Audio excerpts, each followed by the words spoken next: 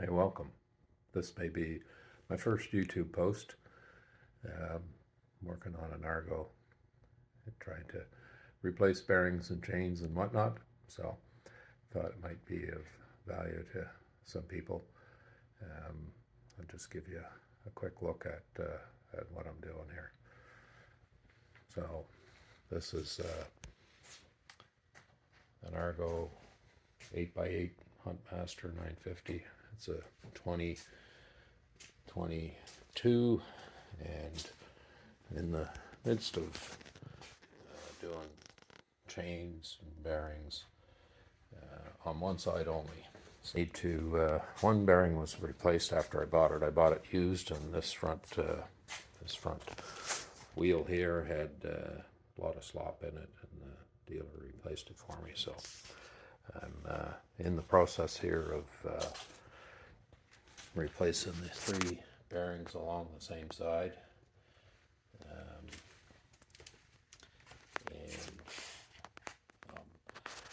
My plan is to document as much of this as I can by video.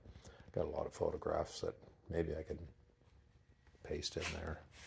So I've gone along and checked all the bearings. You can hear a noticeable play in the bearings. So more or less the same. I've taken the chain out of this side and started to disassemble the sprockets and whatnot. This one, these newer machines have splines on the axles, and they're held on with these circlips here. You're just going to pull those back, and then this one luckily was able to slide. I think the circlips allow them to slide and stay free compared to the set screws on the older ones. So I'll have to take this nut bolt out of here, and then on the other side, I'm going to remove these 4 bolts and pull the axle out, and the sprocket will be left behind. I think I found another bearing on the back. It might be going bad. Sounds a little rough. So you can obviously see the rear chain has been removed.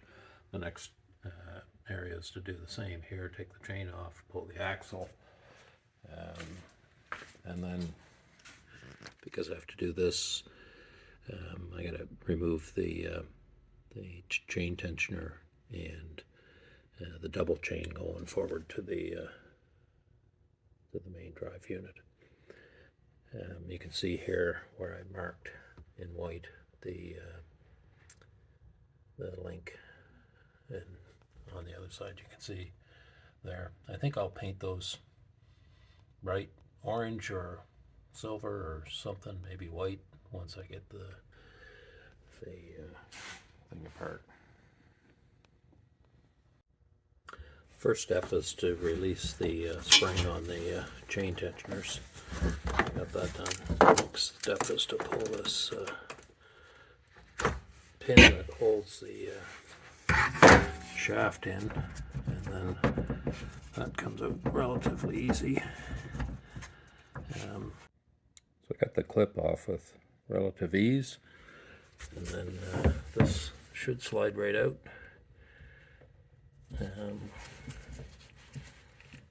I did modify a set of notch in them for doing this job. So these are just a relatively inexpensive set of pliers that have I just notched the end out with the grinding stone. So there I got the link out.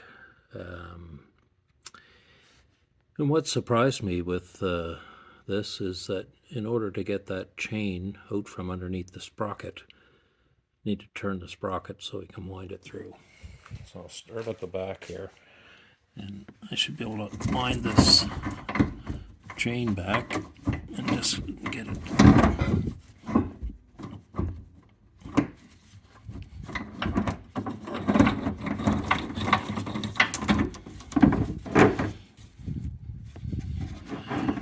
to get that chain out of there, unless I'm missing something, unless you can flip it sideways somehow and get it down underneath that metal bracket that on the frame, so you can, you may not be able to see that. There's a little, not enough gap under there, so if I turn this axle, it'll pull the slack out of that. But in order to get this axle and turning, I'd have to turn the front wheel. So I'll give that a spin with my other leg, and you can see the chain bunch up there. So, and then I'll be able to pull that slack out of here, and so I got the double chain out. Still the second chain in there is soaking, and the axles are still in.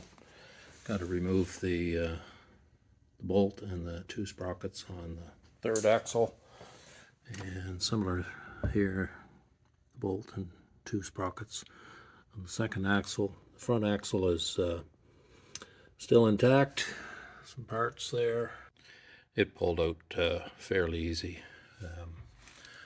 and you can see here that the end of the shaft is out of the bearing, and I just need to pull that split ring off and pull the sprocket out. Easy peasy. So that pulled out fairly easy. I just gave a little tap. The chain sprocket came off. Surprising they're in that good a shape. Gotta tack this the bearing to get it changed. Actually, I don't have my bearings here yet. They should be here tomorrow, and yeah, I'll get that changed. Got the chains off. Next, take the split rings and bolt out. Pull the axle out through the sprockets. Got some serious cleanup to do on the belly of this thing. Just the nature, everything goes to the bottom. And here's the third axle. Same thing, bunch of cleanup to do. Take the bolt out. Should pull out easy peasy. Progressing along, axle number 3. They move freely along the splines, and which is good. The split ring on that one was slightly different. You could put that on after you put the axle in place, whereas these ones, you'd be hard pressed to get those on afterwards. Anyway, so that's ready to pull out, and on this side I've got the bearing cap off, and the bearing is there with the backing plate, and I'm gonna tap it with the hammer like I did before and see if it'll start to move. I had pretty good luck with the other one when it was coming out, so let's just see if it starts to move.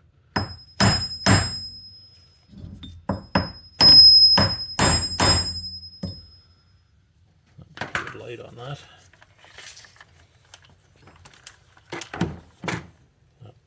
Not able to kind of see if it's moving or not. Yeah, it seems to be moving. Probably check on the inside here to see. Yeah, it's moved about 1/8 of an inch or so. So that should come out easy. That's good. So I'm on my third axle. I'm going to pull that bearing retainer off, and I want to see if the grease zerk is lined up with the hole on the bearing. That's what they indicate you're supposed to do, is line that grease zerk up with a miniature little hole on the bearing.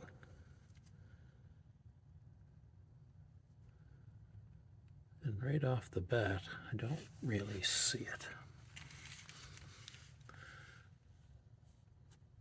Now, there is a little radial groove there that will appear to push grease around the outside of the bearing to seal it up. Huh, that is very odd. I would have expected to see that right there. Now, the reason why I'm checking it is because I'm wondering if the bearing could possibly turn after installation. So there's the hole right there. Oh, no, that's not the hole. That was just a little piece of something.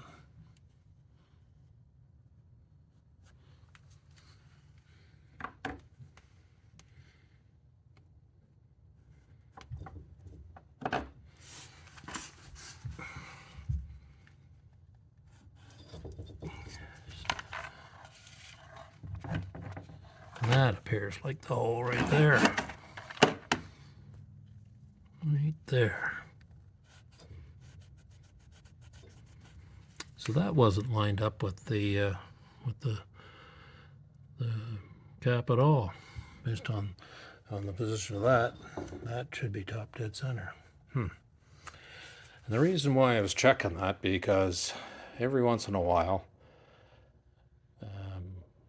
when I'm greasing the bearings, some bearings will flow grease out all the way around, some will just locally, some will push it all to the inside, and I'm wondering if that one was out of place for some reason. More to dig into. Making good progress cleaning up the chains, soak them in Versol, and then scrub them a little bit, and I'll soak them in oil before I put them on, let them drain.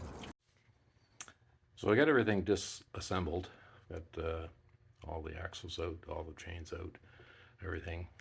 You can see behind me here that there's the 3 axles all piled up there. And the only real hard part was driving the bearings off the middle 2 shafts, shaft 2 and 3. Had to pound them off with a hammer and a piece of round stock, but they eventually did come off. You can see there that the shaft is kind of gummed up. It's surprising how much corrosion you can get on these things over time, but this thing is only 3 years old.